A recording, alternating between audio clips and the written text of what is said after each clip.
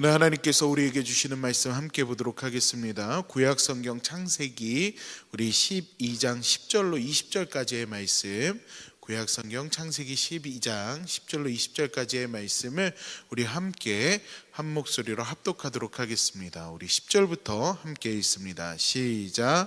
그 땅에 기근이 들었으므로 아브라함이 애굽에 거류하려고 그리로 내려갔으니 이는 이 땅에 기근이 심하였음이라.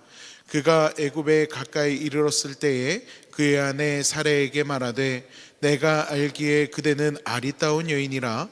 애굽 사람이 그대를 볼 때에 이르기를 이는 그의 아내라 하여 나는 죽이고 그대는 살리리니 원하건대 그대는 나의 누이라 하라. 그러면 내가 그대로 말미암아 안전하고 내 목숨이 그대로 말미암아 보존되리라 하니라. 아브라함이 애굽에 이르렀을 때에 애굽 사람들이 그 여인이 심히 아리따움을 보았고 바로의 고관들도 그를 보고 바로 앞에서 칭찬하므로 그 여인을 바로의 궁으로 이끌어들인지라. 이에 바로가 그로 말미암아 아브라함을 후대함으로 아브라함이 양과 소와 노비와 암수 나귀와 낙타를 얻었더라.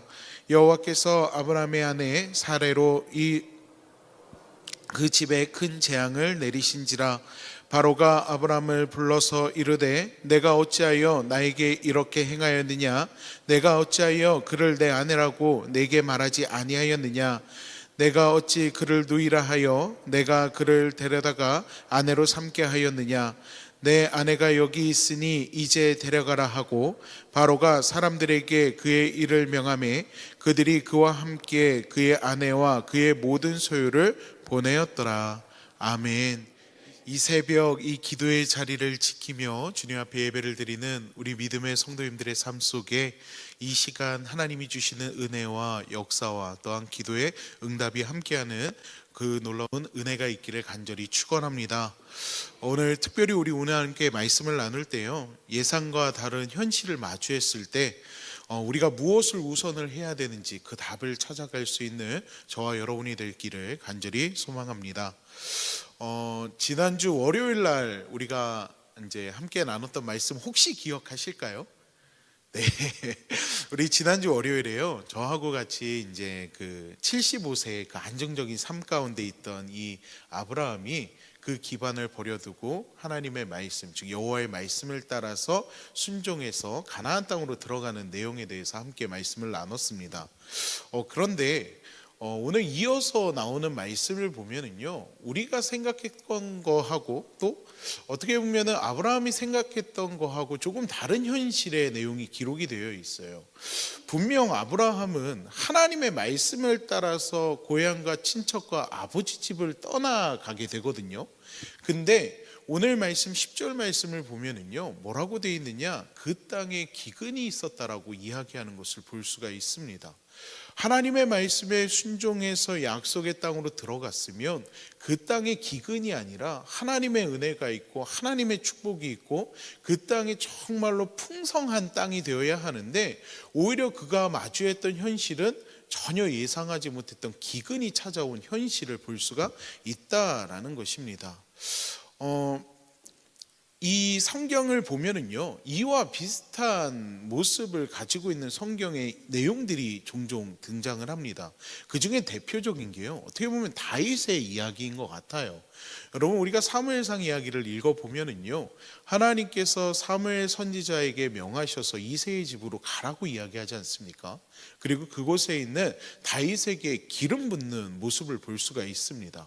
분명히 하나님께서 다윗에게 기름을 붓거든요. 근데 다윗의 삶은 어떻습니까?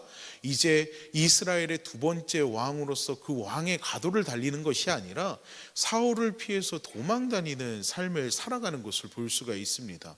무려 그것도요, 성경학자들이 이야기하기를 10년에서 13년이라는 시간을 도망자의 인생을 살아갔다라고 이야기를 합니다. 아니 성경을 보면은 다윗이 하나님 앞에 하나님 저 왕이 되고 싶어요 라고 이야기하는 장면이 없지 않습니까? 하나님께서 택하시고 하나님께서 기름을 부으셨으면 그 삶을 책임져 주셔야 되는데 전혀 왕의 그 삶과는 다른 정말로 그 차이가 있는 삶을 살아가는 것을 볼 수가 있다라는 것입니다. 아브라함도 마찬가지라는 거예요. 가나안 땅에 들어가요. 그곳에 단을 쌓고 하나님의 이름을 부르고 제사를 드립니다. 근데 그 땅은 풍요로운 땅이 아니라 오히려 현실은 정반대의 상황을 마주하게 된다라는 것입니다. 사랑하는 믿음의 성도 여러분, 우리가 신앙생활 할 때도 이러한 상황들을 경험하게 될 때가 있지 않습니까? 믿음 생활을 하며 하나님의 말씀에 결단도 하고 순종도 합니다.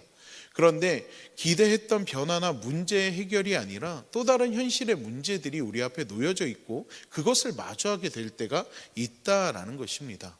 그러나 이러한 현실 앞에서 우리가 기억해야 할 것이 있습니다. 이러한 현실, 전혀 예상하지 못했던 하나님의 말씀을 의지했음에도 불구하고 문제가 어려움이 내 앞에 있다. 그것이 하나님이 나를 향한 그 약속이 무너졌음을 뜻하는 것이 아니라 중요한 것은 그 기근과 같은 문제, 그 앞에서 아브라함도 그리고 우리도 무엇을 선택하느냐가 중요하다라는 것입니다.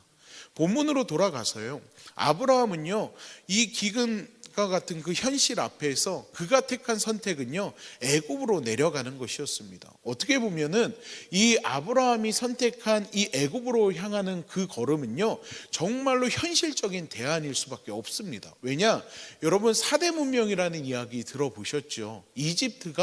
애굽이 이집트지 않습니까? 이 이집트가 4대 문명 중에 하나입니다. 왜 하나가 될 수 있습니까? 그 땅에 무엇이 흐르고 있어요? 나일강이 흐르고 있기 때문에 그래요. 그래서 기근이 찾아왔음에도 불구하고 이 애굽 땅은요 안정적으로 식량이 공급되어지는 상황 가운데 있었고, 그것을 알고 있는 이 아브라함이 택할 수 있는 가장 현실적인 방법이 바로 애굽으로 내려가는 것이었다라는 것입니다. 그런데요, 이 아브라함의 선택에는요 아주 중요한 한 가지가 빠져 있어요. 여러분, 그게 뭔지 아세요? 바로 하나님께 묻지 않았다라는 것입니다. 그가 가나안 땅에 들어가서 하나님의 이름을 부르짖는 장면까지는 있지만, 그가 그곳에서 만난 기근 앞에서 하나님, 제가 어떻게 해야 할까요? 제가 하나님의 말씀을 붙들고서 하나님이 보여주시는 이 땅으로 왔는데 하나님, 정말로 힘들고 어려운 상황을 지금 마주하고 있습니다. 하나님, 제가 어떻게 하는 것이 맞겠습니까? 제가 어디로 가야 되겠습니까? 라고 묻는 장면이 전혀 기록되어 있지 않다라는 것입니다. 지난 수요일날 제가 잠언의 말씀을 가지고서 우리 믿음의 성도님들과 함께 말씀을 나눴는데, 이 잠언 말씀을 보면 뭐라고 이야기합니까? 너는 마음을 다하여 여호와를 신뢰하고 내 명철을 의지하지 말라라고 이야기합니다. 그런데 지금 이 아브라함의 모습이 뭐예요? 자신의 명철을 의지하고 있는 모습을 보이고 있다라는 거예요. 아브라함은요 하나님과의 약속보다도 내 눈앞에 있는 문제가 더 크게 보이고 이 문제 때문에 두려운 마음이 찾아왔다라는 것입니다. 그리고 이 두려움은요 믿음의 우선순위를 바꿔놓게 되었다라는 것입니다. 그래서 그는 하나님의 말씀을 묻고 또 하나님의 뜻을 구하는 것이 아니라 이 자신의 그 명철을 의지하여서 하나님께서 그에게 보여주신 약속의 땅을 벗어나는 모습을 보이고 있다라는 것입니다. 그러면 그가 선택해서 현실적인 대안이라고 생각한 이 애굽 땅에 들어갔을 때 그의 삶이 좀 더 안정되었을까요? 아니요. 여러분, 애굽에 들어간 이 아브라함은요 또 다른 위기를 마주하게 됩니다. 그것이 바로 오늘 우리가 함께 읽은 말씀의 내용이에요. 오늘 본문 말씀을 보면은요 12절에서 이렇게 얘기합니다. 애굽 사람이 그들을 볼 때 이르기를 이는 그의 아내라 하여 나는 죽이고 그대는 살리리니 라고 이야기하는 것을 볼 수가 있어요. 즉 이번에는 자신의 아내 이 사라의 미모 때문에 두려움에 사로잡히는 것을 볼 수가 있습니다. 그리고 이 두려움은요 또 다른 자기 보호의 모습으로 나타나요. 그 자기 보호의 모습이 무엇입니까? 아내라 이야기하는 것이 아니라 누이라고 이야기하면서 자신의 목숨을 부지하고 이 바로왕에게 자신의 아내를 보내는 모습을 볼 수가 있다라는 것입니다. 저는요 이 장면을 볼 때마다 이게 내가 아는 아브라함의 모습이 맞나라는 생각이 듭니다. 왜냐하면요 12장에 보면은 지금 오늘 본문 말씀에 보면은 아브라함은요 자신의 목숨을 위해서 아내를 어떻게 보면 바로왕에게 바치는 모습으로, 그런 비겁한 모습으로 보여지지 않습니까? 근데 또 14장에 보면은요 자신의 조카 롯이 붙잡혀 갔을 때 자신의 가신 318명을 데리고서 내 왕의 그 연합군을 향해서 나아가는 전사의 모습을 보여요. 여러분, 이 차이가 어디에서 오는지 아십니까? 첫 번째는요, 두려움에서 옵니다. 이 오늘 본문 속에 있는 이 아브라함은요, 내가 그 바로왕에게 죽임을 당할 수도 있다라는 생각을 가지고 있어요. 그래서 현재 아브라함에게 있어서 최대의 목적은 뭐냐? 생존입니다. 내 목숨을 부지하는 거예요. 그 두려움 앞에서 내 목숨을 부지하기 위해서 그가 내린 선택은요, 정말로 인간적인 생각밖에 남아있지 않다라는 것입니다. 그러나 자신의 조카 롯을 구하러 갈 때는 어떻습니까? 일단 자신에게 자신을 따르는 318명의 사람들이 있고요, 무엇보다도 이때에는요, 하나님께서 나와 함께 하신다는 분명한 믿음이 그 안에 자리 잡고 있었기 때문에 오히려 힘들고 어려운 그 환경 속에서, 그 상황 속에서 오히려 용기를 낼 수 있는 모습을 볼 수가 있다라는 것입니다. 오늘 함께 예배를 드리는 사랑하는 믿음의 성도 여러분, 두려움은요, 자기 보호라는 행동을 불러오게 됩니다. 설사 그것이 이치에서 어긋나고 그것이 잘못된 선택이라 할지라도 두려움은 그것을 분별할 수 있는 눈을 가리게 만든다라는 것입니다. 그래서 마음을 다해서 여호와를 신뢰하고 여호와 앞에 나아가는 것이 아니라 내 생각과 내 방법과 세상의 경험과 그리고 세상의 잣대를 의지하는, 내 명철을 의지하는 삶을 살아가게 된다라는 것입니다. 여러분, 우리에게 두려움이 찾아올 때에, 그리고 우리가 생각했던 것과 전혀 다른 상황을 마주하게 됐을 때에 우리는 그것을 내가 해결하려고 하는 것이 아니라 하나님 앞에 맡기고 하나님께 묻고 하나님의 도우심을 구해야 할 줄로 믿습니다. 다윗이 위대한 왕이 될 수 있었던 이유가 뭡니까? 다윗은요, 문제가 생길 때마다 하나님께 묻고 그 뜻에 순종하는 모습을 보여요.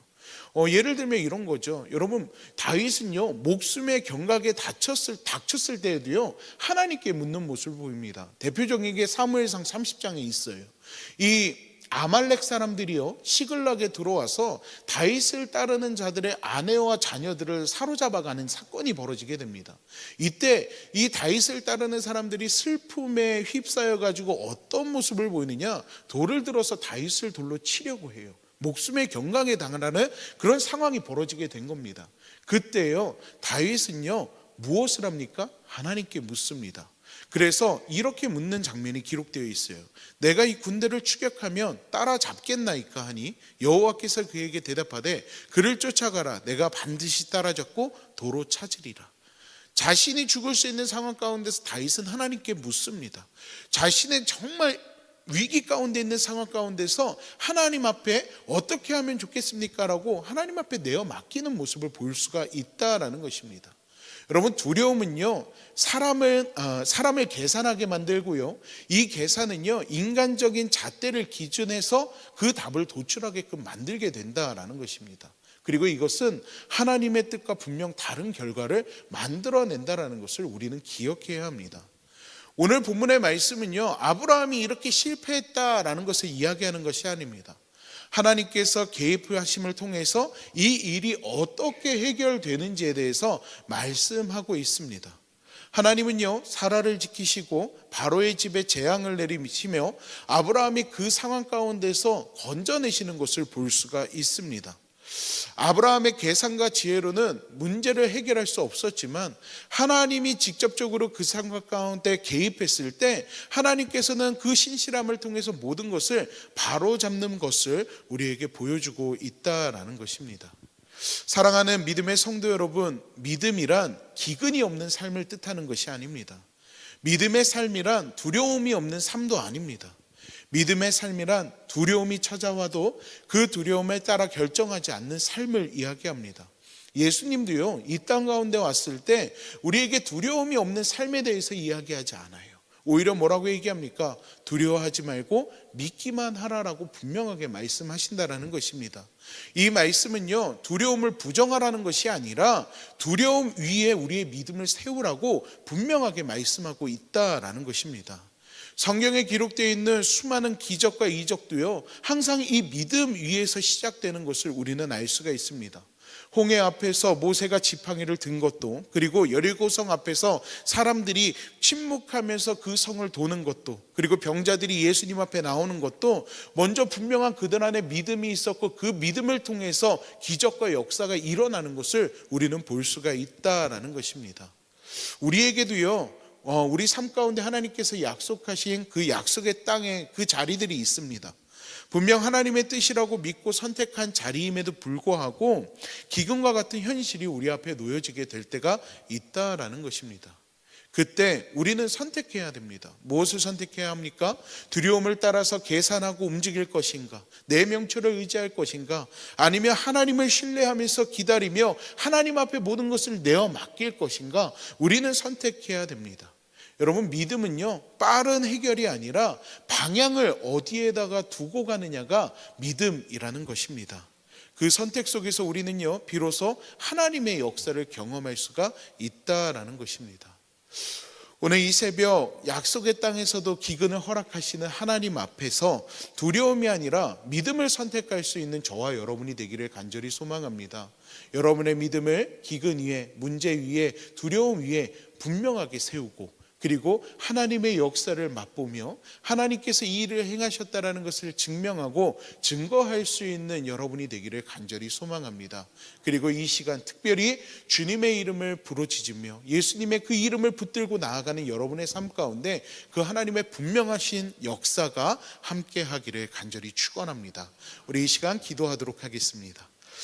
거룩하신 하나님, 오늘 우리의 부족한 믿음 앞에서 두려움에 휩싸이는 것이 아니라 그 두려움 위에 우리의 믿음을 세우는 결단이 있기를 간절히 소망합니다.